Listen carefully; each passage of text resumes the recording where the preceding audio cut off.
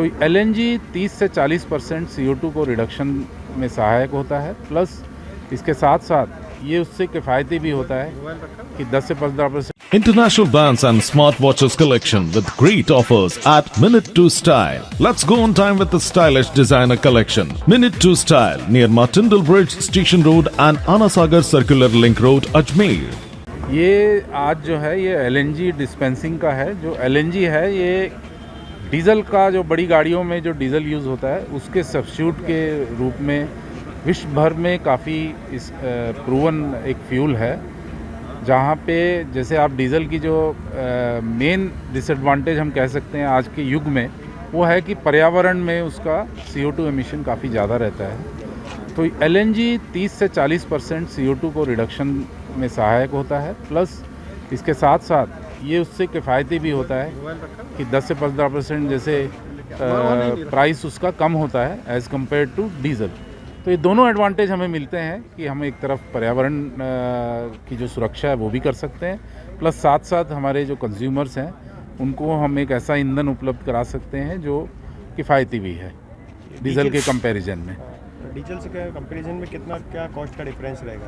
देखिए, इनिशियल इसमें कैपेक्स आता है जो बताया कि 10 से 12 लाख में कन्वर्ट होता है, लेकिन जो 10-12 रुपए मान लो डीजल से सस्ता है तो उससे इसकी कॉस्ट, जैसे अभी हमने जो 84.4 के आसपास यहाँ रखा हुआ है और डीज़ल जैसा आप जानते हैं 96 रुपये के आसपास होगा, तो 12-13 रुपये का जो अंतर है वो जैसा आप देखेंगे पर डे आपका 200 किलोमीटर है तो 2,500-3 हज़ार रुपये पर डे का आपको बेनिफिट हो जाता है। तो जितना भी आप लागत लगाते हैं वो इनिशियल 1 साल के अंदर अंदर रिकवर हो जाता है और उसके बाद आपको उसके बेनिफिट्स शुरू हो जाते हैं, क्योंकि ट्रक की लाइफ तो काफ़ी ज़्यादा होती है। देखिए, कार के लिए तो जैसे अभी CNG एक प्रूवन है, लेकिन उसमें भी हम इसका उपयोग कर सकते हैं एलएनजी का।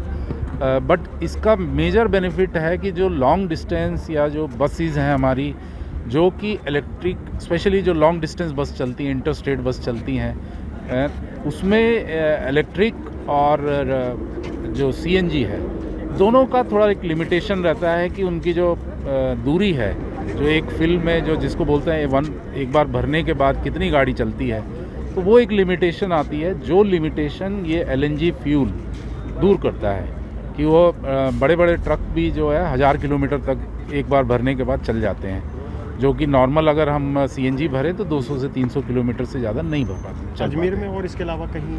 अजमेर में अभी हम एक जो गोल्डन क्वाड्रिलेटरल, ये तो दूसरा वाला हाईवे है, बट जो मेन हाईवे गोल्डन क्वाड्रिलेटरल वाला जो नसीराबाद की तरफ जाता है, वहाँ भी हम एक प्लान कर रहे हैं, क्योंकि हमारा मेजर जो हैवी ड्यूटी ट्रक्स हैं वो उसी रोड पे ज़्यादा चल रहे हैं, तो वहाँ भी हम प्लान कर रहे हैं एक।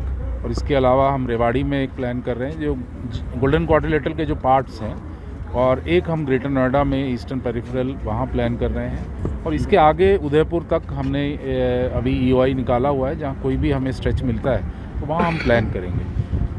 ये अजमेर में पहला है?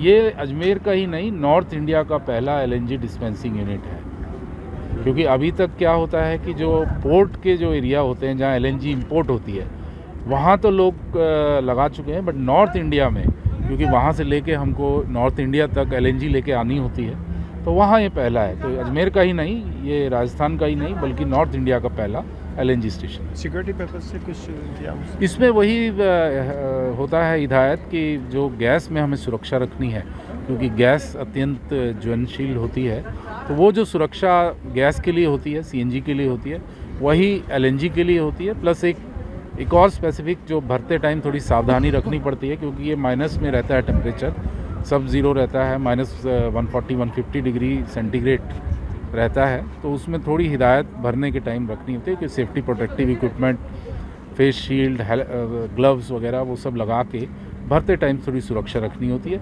उसके बाद तो ये CNG से ज़्यादा सेफ़ रहती है, क्योंकि ये लो प्रेशर पे रहती है। CNG जैसे 200 kg पे रहती है, ये 4 से 5 kg पे रहती है। मेरा नाम कमल किशोर चेतीवाल है और मैं मैनेजिंग डायरेक्टर IGL हूँ।